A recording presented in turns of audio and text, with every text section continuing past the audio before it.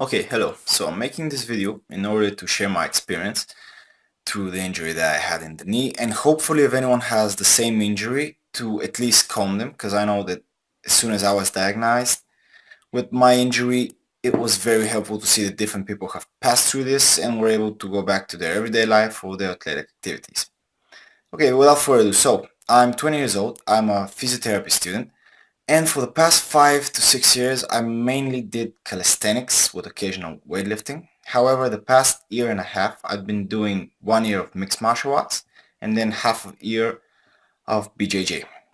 So, throughout the martial arts that I was doing, I would constantly or occasionally have some problems with my left knee. It would swell after workouts, I'd feel pain in it, but I thought it was something for the moment. I was using different drugs for my joints, different knee pads, knee sleeves, and etc. However, every time that I had an opponent onto the shin of my foot, making so that my leg would flex and the shin would go closer to the quads and the back of the foot, I would sometimes hear a pop, and if I extended quickly, I'd hear a second pop. There would be pain between the two pops in the knee, but as I extended normally, it will have some swelling, probably hurt for a day or two, and then go back to normal. However, in the end of August this year, I was in a BJJ practice.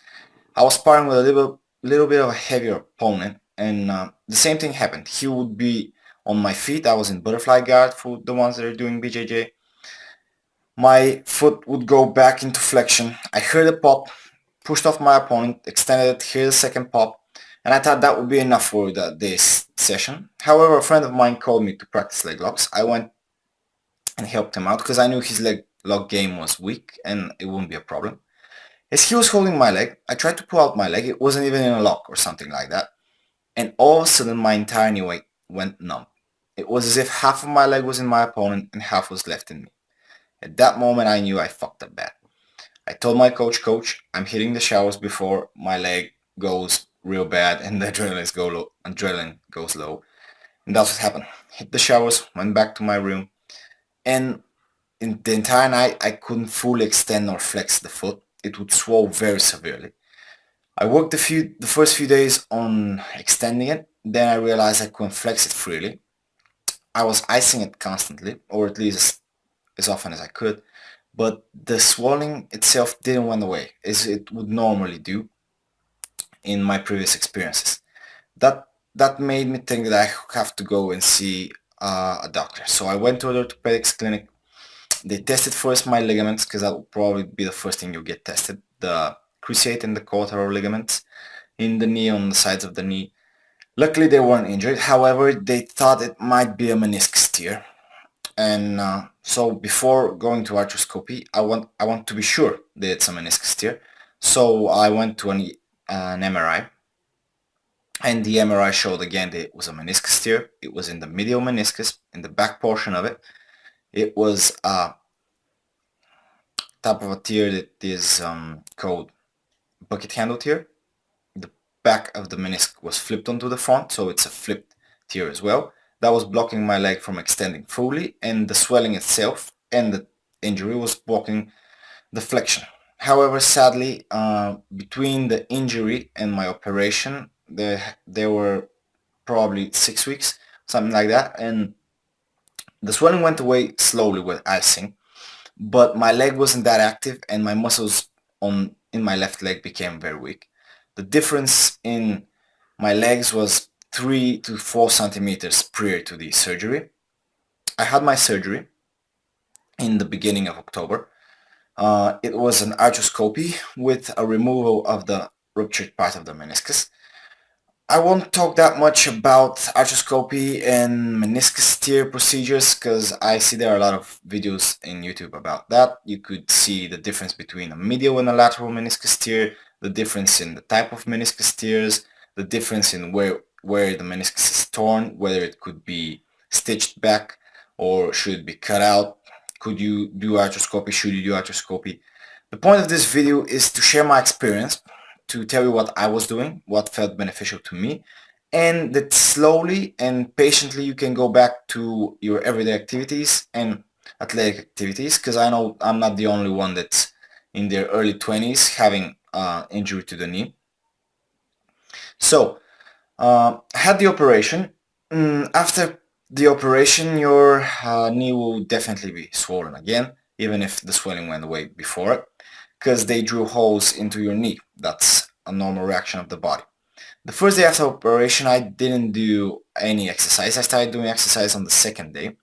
The doctors recommended me to use crutches, however I only used one crutch, and I was able to get rid of the crutch on the 6th day after my operation. On the 6th day I could go up and down stairs, walk almost without discomfort. The first exercise that I did, I will link them in the description because they're from a Bulgarian article. Even though you won't be able to read the Bulgarian, at least you can see the pictures, and the pictures themselves are quite informative. If you have any questions, I'll be more than glad to answer them. So I did that for the first week and a half to 2 weeks probably. After my first week, I started physiotherapy. So that would be on the 7th to 10th day. I was going to start earlier since I don't think physiotherapy will influence the stitches or the bandages in any way. And it kind of didn't. So I started doing physiotherapy. You should definitely start doing physiotherapy after your operation. Listen closely to your physiatrician and physiotherapist. Listen to what they have to say in exercise progressions, in the different procedures that you have to do. Another thing is, depending on where you have your surgery and how severe the injury is, you have different period of time, but probably around 2 weeks where you have stitches in your knee and bandages, which you should not wet, because if you wet them, that could lead to infection, which would definitely stamper your progress and will make it so that you will go back to your everyday lives and your sports even slower. So I was having showers by using foils, polyethylene foils, wrapping them around my knee, duct taping the upper and bottom part, and that's how I'd shower and try to get as less water as possible on the injured leg. So on the second week I got my stitches removed. The second and third week I started doing more difficult exercises, which I will have them in the end of the video. I'll explain that later. So the second and third week I stepped up my exercise game. I was finishing physiotherapy, and in the third week I was able to fully flex, although passively, with a towel or a band my injured leg to a point where it flexed as much as the healthy leg. I was walking freely without discomfort going up and down stairs. So everyday activities went back on the third week.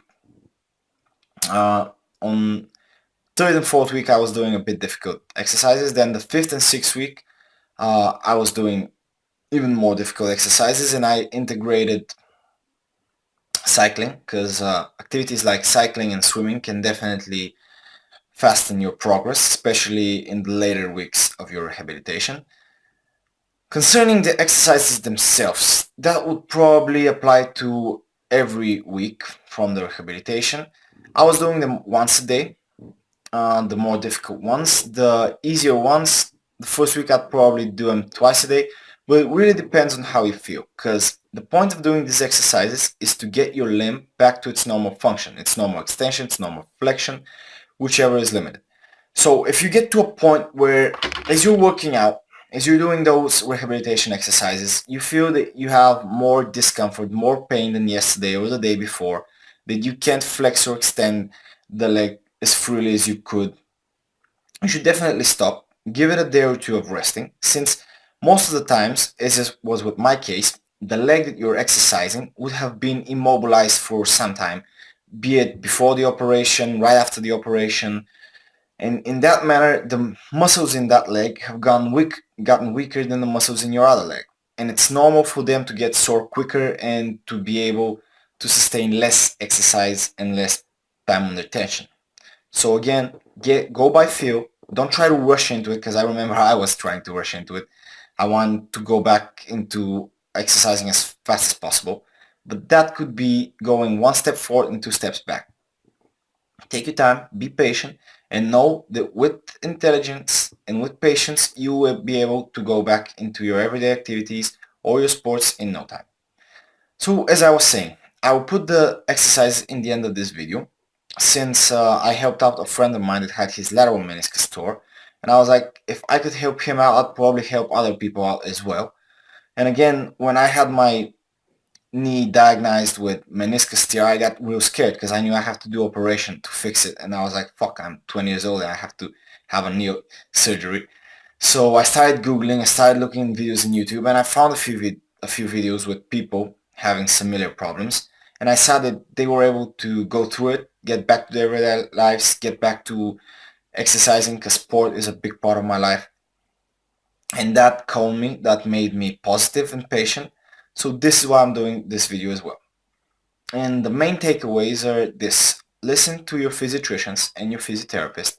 Constantly tell them how you're progressing. If you have any discomfort, any pain, try to listen to your body. Having pain in the muscles is kinda okay, as they are weaker, but having pain in the knee or around the stitches might be an indicator that something's going bad.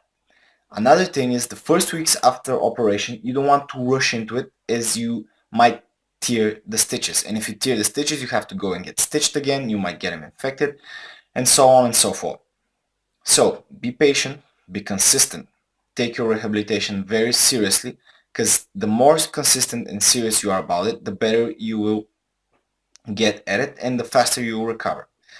For example, I was doing exercises every day, no matter if it's a weekday or a week or the weekends. I would ice it twice a day, every day after the first week. The first week I'd probably try to ice it 3 times a day, and the first 2 days after surgery I'd try to ice it as often as possible. Icing definitely helps. Physiotherapy helps a lot. I had electrostimulation of my quads since my medial head of the quad was weaker. That happens when you have a medial tear. If you have a lateral tear in the meniscus, you have your lateral head being weaker. So I have electrostimulation. I had different types of procedures, warming up the knee so the swelling would go away faster. And the main thing that was probably holding me back, and you might feel the same thing, is the swelling. The swelling goes away the slowest and limits most of your range of motion. Even if you feel your legs strong, if you don't feel any discomfort in your knee, as long as you have the swelling, your range of motion will be more or less limited. But that's something normal because, as I said, your knee was drilled holes into it if you have arthroscopy like me. And a normal reaction of the body is to make kind of a biological knee pad or a knee sleeve. That is the swelling around your knee. And that limits the knee in order for it to heal better, for the capsule, the joint capsule, the ligaments, the tendons, the muscles, the soft tissues, all of them to heal up back to their normal state. And the wounds themselves to heal up. That's why you have stitches in them. So take your time, be patient and consistent, constantly talk to your physiatrician, to your physiotherapist, tell them about your progress, about your weaknesses, about your pains, discomforts, because the more they know, the better they will be at helping you. And lastly but not least, as I said, the first week I did exercises, which will be in the description of this video. The second week and the third week, the second to third week, I did a bit harder exercises, which will be the first clip after me speaking. Then the third and fourth week, I did even harder exercises, working up to assisted squats. And from the fourth week onwards to the fifth and sixth week, I went back to my calisthenic training. So I was doing bodyweight squats as low as possible. I still wasn't able to reach ass to grass squats, but I was pretty close. I was feeling just mild discomfort in the end range of motion. I was doing lunges and calf raises twice a week for strength training, and 4 times a week I'd cycle. Since I went back to weightlifting, because for the moment I'll probably focus on weightlifting, and I'll go back to martial arts when I feel that my knee is strong and it has its range of motion fully back to normal. Okay, place an object underneath the shin of your leg, fully extend the leg and hold the peak contraction for 5 seconds. Do 10 repetitions. Now move the object underneath your knee, fully extend the leg, hold it for 5 seconds and do 10 repetitions. You can move your foot so it goes more to the medial or lateral head. Put the band, holding it with your healthy leg, fully extend the injured leg, hold for 5 seconds and do 10 repetitions.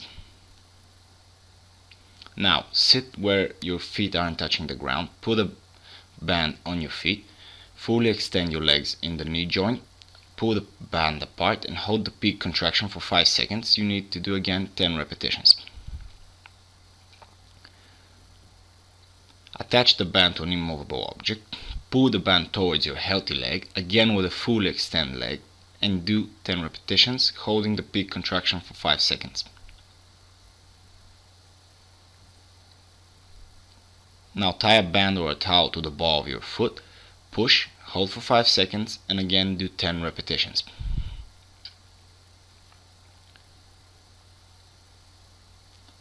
Now you want to sit where your feet again aren't touching the ground. Put the healthy leg over the injured leg, swing them back and forth, and at the end of each swing try to push a bit more with the healthy leg. Hold the end of the swing for 5 seconds and do 10 repetitions. Now, as you lean towards your injured leg, lean as far as possible without elevating the healthy leg from the floor, and do 10 repetitions of 5-second holds at the end. Fully extend in the end. Tie a towel or a band to your foot. Okay, contract your quads, pulling the band or the towel away from you. As you relax them, passively pull your leg into flexion. Again, start to contract, relax and pull into flexion. The key is to reach normal flexion of your healthy leg. Okay, so we're starting off with the 1990 leg extension. You want to have a 90 degrees flexion in the knee and in the hip. From here you could go a bit back if you feel comfortable. Extend the leg. You could move your foot inward or outward if you want the medial or lateral head of the quads to be emphasized. Fully extend the leg, hold for 7 seconds, go back into the starting position, and you want to do 10 repetitions.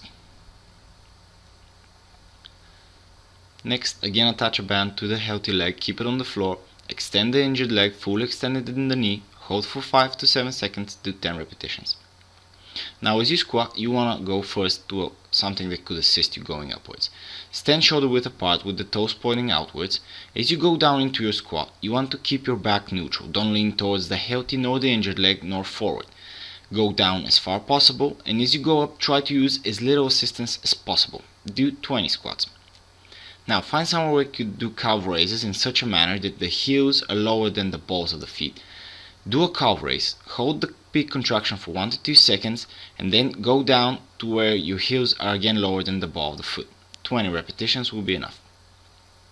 Band pull apart, fully extend the knees, pull the bands apart, hold for 7 seconds, do 10 repetitions.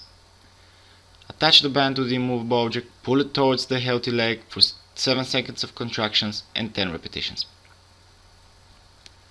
Now the glute ham bridge raises, you want your ham and your back to be in one line. Hold the peak contraction for 7 seconds, do 10 repetitions. Lunging towards a chair, you want to keep your back foot on the floor, lunge as far forward as possible, and do 20 repetitions, fully extending the end of the lunge. Now tie a towel or a band to your foot. Contract the quads. As you relax them, pulling passively into flexion, slowly working to flexion of the normal foot.